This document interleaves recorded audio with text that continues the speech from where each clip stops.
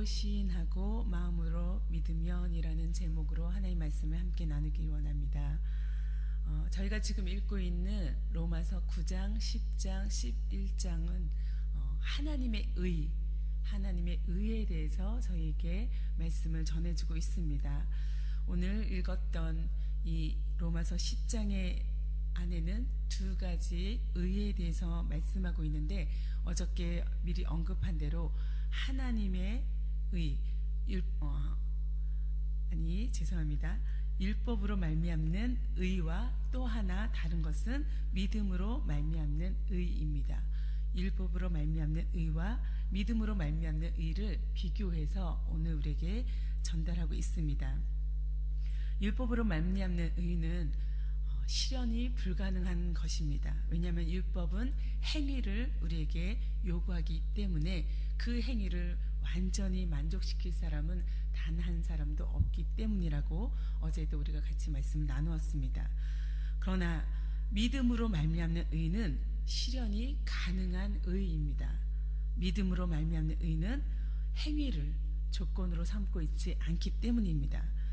믿는다는 것은 어린아이나 나이가 많은 사람이나 많이 배운 사람이나 배우지 못한 사람이나 또 몸이 불편한 자나 몸이 성한 자나 그 어떤 사람들에게도 구분 없이 구별 없이 쉽게 아주 가까이에서 접근할 수 있는 그런 것입니다.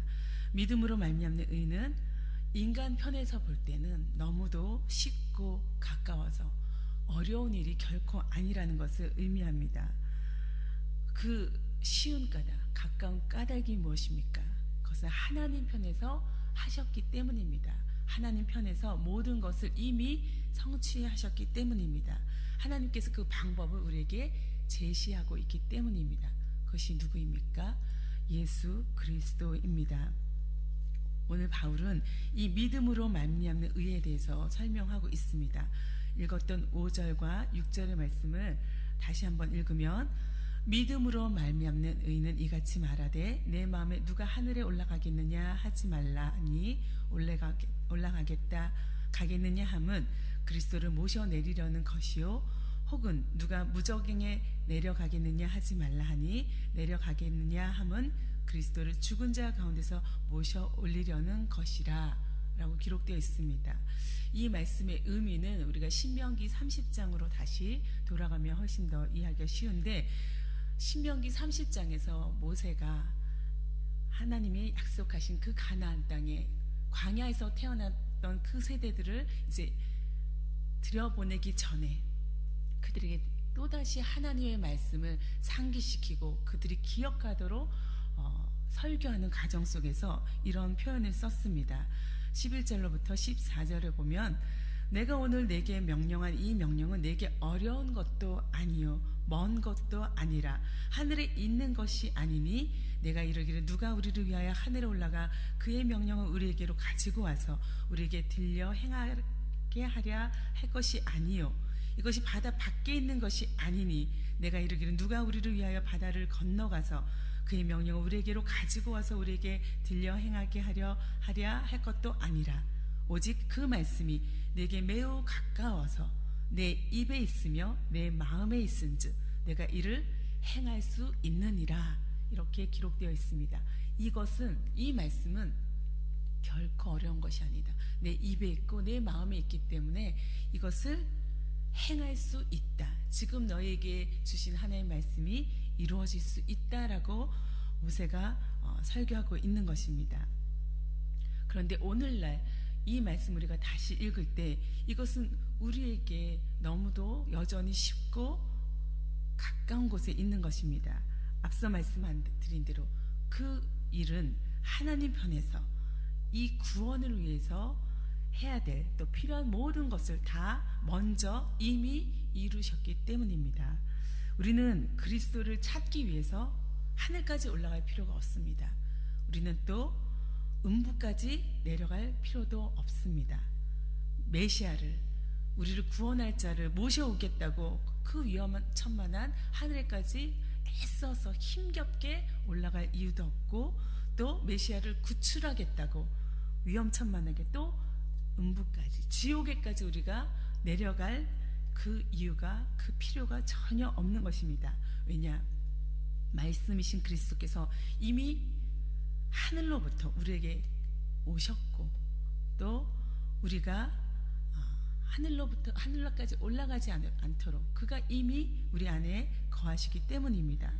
또 그리스도께서 이미 죽은 자 가운데서 살아나셨기 때문에, 죽음을 이기고 살아나셨기 때문에 우리가 그 무저갱까지 내려갈 필요가 없게 되었습니다. 그리스도는 이미 오셔서 우리를 위하여 죽으시고 부활하셨습니다. 이 모든 것을 성취하신 것입니다. 이렇게 믿음으로 말미암는 의는 인간 스스로 노력해서 얻어지는 것이 아니라 하나님의 값없이 주시는 그 은혜, 그 사랑으로 인한 것이기 때문에 쉬운 것입니다.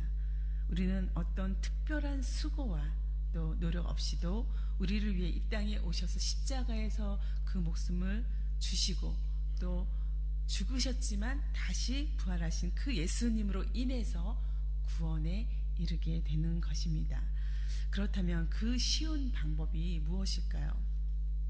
신명기 30장의 모세 설교에 앞서 표현된 대로 그 표현을 다시 쓰여 있는 대로 5절에 그러면 무엇을 말하느냐? 말씀이 내게 가까워 내 입에 있으며 내 마음에 있다 하였으니 곧 우리가 전파하는 믿음의 말씀이라. 바울이 전파하는 믿음의 말씀은 멀리 있는 것이 아닙니다. 내 입에 있고 내 마음에 있는 것입니다. 이 말은 무슨 말입니까? 구원에 이르는 방법은 매우 단순하고 쉽고 멀리 있지 않고 너무도 가까이에 있다는 것입니다. 내 입의 혀처럼, 내 마음의 심장처럼 그렇게 같이 있다는 것입니다. 그래서 하나님은 우리에게 절대적으로 다른 어떤 것을 요구하지 않습니다. 그런데 우리에게 이 쉽고도 가까운 방법, 반드시 해야 되는 방법을 우리에게 또 요청하고 있는데, 그것은 입으로 하는 것이고 마음으로 하는 것입니다.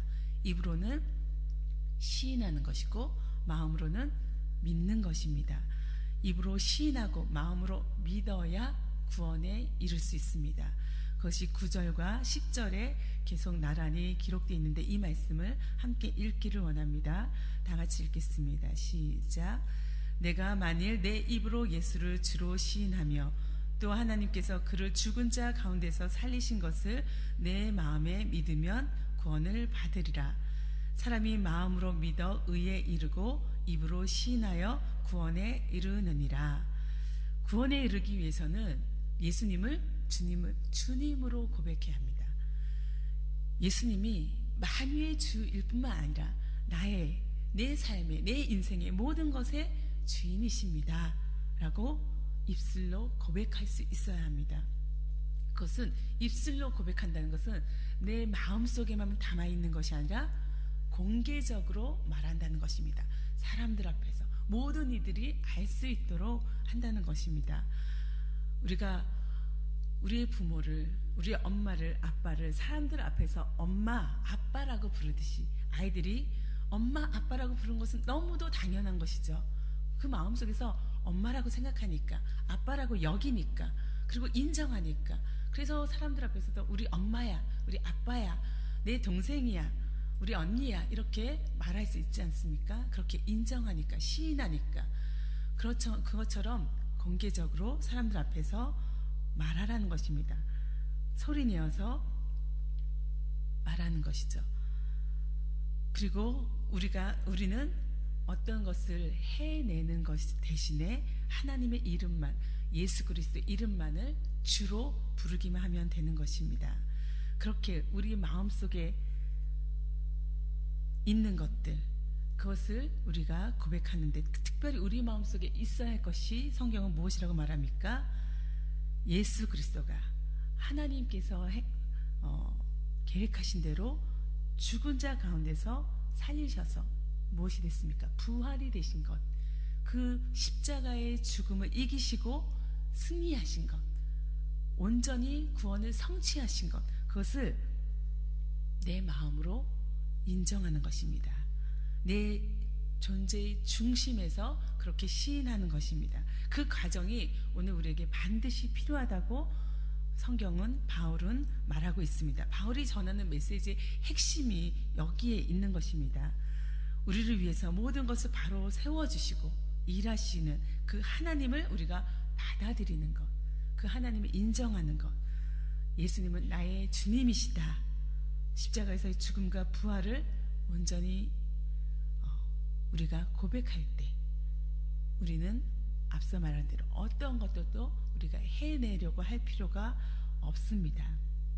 하나님을 철저히 신뢰하기만 하면 되는 것입니다. 이것이 구원에 이르는 쉬운 가까운 방법인 것입니다. 이렇게 사도 바울은 우리에게 두 가지의 반응을 요청하고 있는 것입니다. 구원의 조건으로서의 행위를 거절하는 대신 우리 안에 입술로 또 마음으로 주를 시인하는 것, 그것을 우리에게 구원의 조건으로 요청하고 있는 것입니다. 그렇게 우리가 입으로 시인하고 마음으로 믿으면 어떤 결과가 있습니까? 11절의 말씀을 보면 누구든지 저를 믿는 자는 부끄러움을 당하지 않게 된다고 기록되어 있습니다. 이 말은 우리가 믿음을 갖지 않은 상태, 시인하지 않은 상태는 결국은 부끄러운 상태라는 것을 전제하고 있습니다. 인간은 우리 안에는 정말 어쩔 수 없는 타락함과 비참함이 있음을 우리가 보게 됩니다. 아무리 문화가 발전되고 문명이 발전해서 우리가 그럴듯한 옷을 입고 안 그런 척, 괜찮은 척하고 살고 있지만 사실 그런 우리 안에 그 속에 있는 것들을 다 옷들을 벗어서 들춰내어 보면은 무엇입니까? 우리 안에 있는 것은 부끄러움이고 비참함이고 타락한 그런 모습들이 가득함을 우리는 여전히 오늘도 있음을 보게 됩니다. 그런데 사람은 이런 부끄러운 상태를 그대로 있는 것이 아니라 믿음으로 구원에 이르게 되면 이 부끄러운 상태에 머물지 않게 된다고 말하고 있습니다. 믿음으로 구원에 이를 때 우리는 이 모든 것에서 벗어나게 되는 것입니다. 깨닫지 못하는 자, 그런 사람은 여전히 부끄러운 상태, 추한 상태로 있겠죠. 그가 얼마나 부끄러운 상태에 있는지도 모르는 상황 속에서 내가 얼마나 추한 모습으로 있는지도 모르면서 그렇게 오늘도 당당하게 살아가겠죠. 그러나 하나님은 우리의 현실을 부끄러운 상태라고 말하고 있습니다. 그러나 입으로 시인하고 마음으로 믿으면 여기로부터 완전히 자유롭게 된다고 말하고 있습니다. 그런데 그 복음은, 이 기쁜 소식은 누구에게나 차별 없이 주어집니다. 성경의 말씀대로 유대인이나 헬라인 모두에게, 지금 계속해서 이스라엘은 유대인이 갖고 있는 특권을 말하고 있는데 유대인에게나 이방인에게나 모두에게 주어진다고 바울은 또다시 강조하고 있습니다.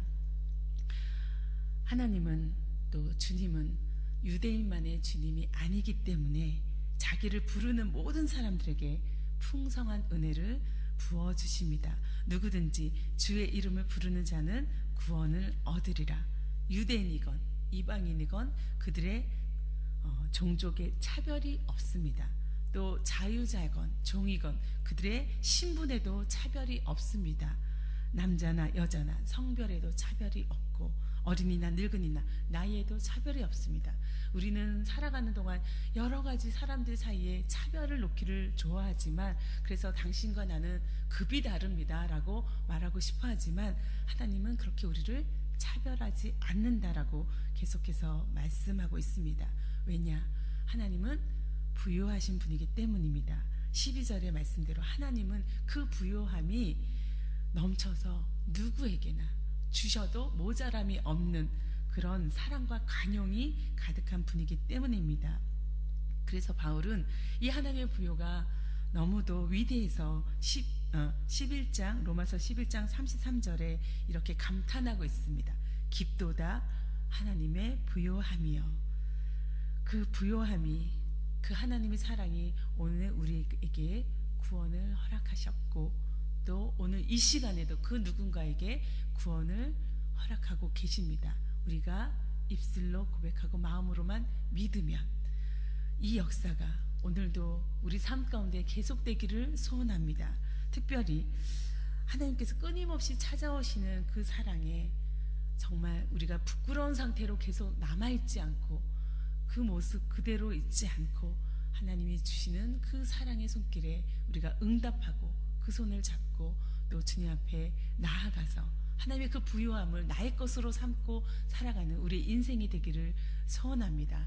그것이 우리 가정 안에 우리 자녀들 가운데 일어나고 또 내 이웃 가운데 아직 이 부끄러운 가운데 있는 사람들 있다면 그들의 삶 가운데도 일어나기를 소원합니다. 그것을 위해서 우리가 중보하고 계속해서 기도하는 그런 역사가 오늘 저희에게 있기를 원합니다. 하나님 도와주십시오. 하나님의 그 사랑이 그들 안에 스며들 수 있도록 하나님 인도하여 주시옵소서. 하늘의 복을 누리고 사는 저와 여러분이 되기를 간절히 소원합니다. 함께 기도하겠습니다.